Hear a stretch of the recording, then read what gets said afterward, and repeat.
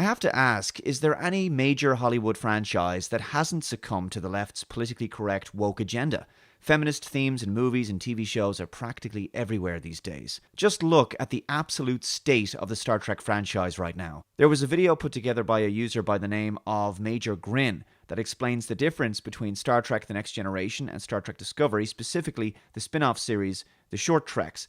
The TNG crew tried hard to help integrate the character of Reg Barclay as a productive member of the Enterprise D's crew, despite his idiosyncrasies and social awkwardness.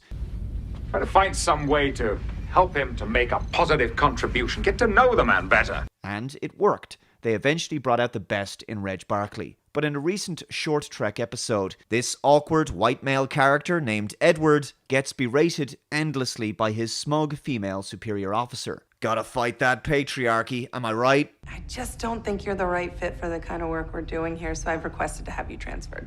Captain, but... This conversation's over. You're dismissed. Right, but... This is the end of the conversation. Captain, if I could... You can't. Right, but I had this... The conversation's over. This is insane. What am I watching here? What is this? That's the end. Well, technically, the conversation is not over because I could keep talking, and then the conversation is I don't know how you made it this far in your career behaving like this. I have no words. You think I'm dumb? This is why I ended the conversation. I'm having you transferred. End of conversation. It would be rude and irresponsible to end a conversation. The conversation's over. But... Edward. Remember earlier I said... Larkin. Yep. It isn't funny, and it plays like a scene from an Austin Powers movie. This feels more like a parody of Star Trek. Anyway, this female captain plans to transfer this guy rather than trying to help work with him and help to integrate him better into the crew. And it's because he's an idiot, apparently, based on her subjective opinion. He was an idiot. Where's the enlightened 23rd century Federation values and high-minded ideals in this conversation? Where's the understanding, empathy, and compassion for everyone's unique personalities and differences? This conversation sounds like someone getting fired by an angry, condescending, man-hating feminist HR manager. This is so insulting to the legacy of Star Trek. Look at this scene. Right, take your time. Yeah, I was just kidding. I think it's broken. It's broken. Oh. Yeah. Thank you for fixing it. It was broken. He can't do anything right because, of course, he's incompetent. So this black female character shows him how to do his job. And look at what becomes of this guy. Epic discoveries of our time! I'm not the dumb one! So he dies. And this is how this debriefing with Starfleet goes down. But according to your report, this entire calamity was all caused by one crew member. How do you explain that? He was an idiot. He was an idiot, she says.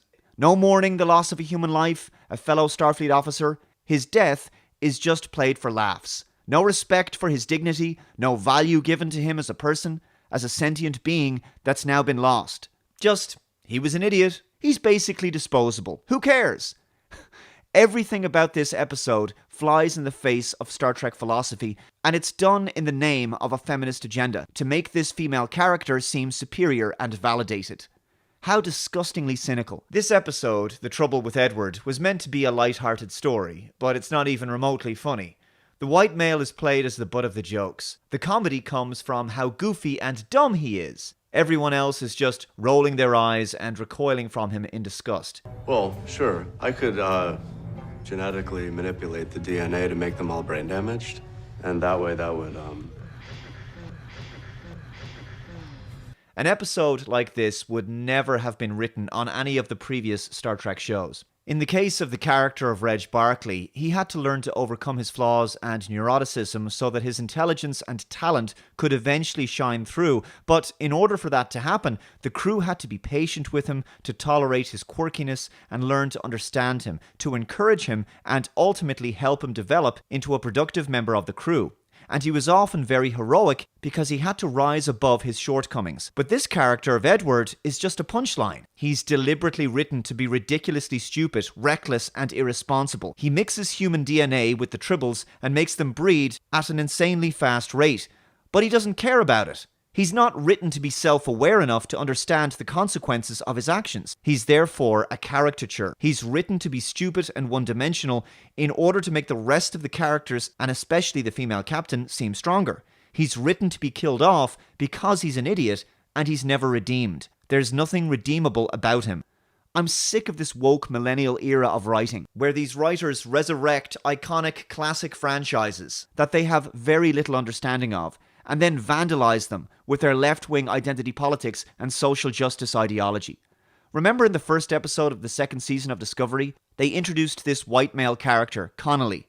Connolly is presented as this jerk, an arrogant dude bro mansplainer who mansplains to the always perfect Michael Burnham, and during a dangerous mission through some asteroids, he gets killed right while he's mansplaining to her. You can't rely on sensors. Don't question my calculations.